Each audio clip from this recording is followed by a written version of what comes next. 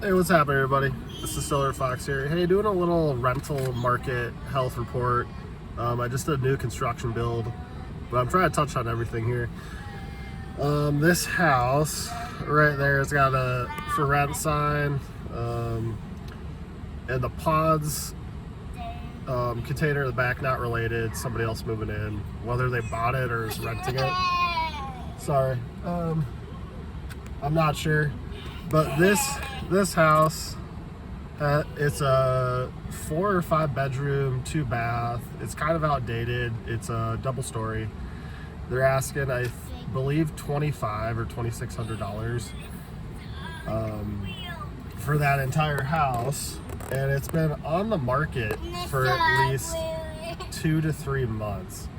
And I think that's just a sign of the rental market. A lot of people are moving home with mom and dad. It's not the nicest house. It's not the most cheapest house. You gotta get a bunch of roommates.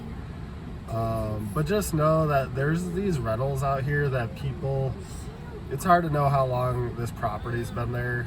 I looked at Zillow and it was a while ago, but I think maybe they bought it about 2015 or so. So they've definitely made equity on the house. You got the airplane in your hand. But just know the housing market, I think, is going down just based off of this rental, because 2 years ago people would probably be clamoring for this rental, but it's too much money. The landlords are getting greedy, and for how much that costs a month in mortgage, you can pretty much, you might have to get a little bit smaller of a house, but that's pretty much a mortgage payment on something maybe a little bit smaller. But you might as well buy a house than rent, for sure. Obviously you need your down payment, your 3% down, closing costs, all that, but like you gotta save your money, and instead of renting this rental for a house, you go get yourself a real house, and then you can pay the principal off and other things, and not have a landlord come into your house every other day, checking up on things, or things breaking because they're so cheap.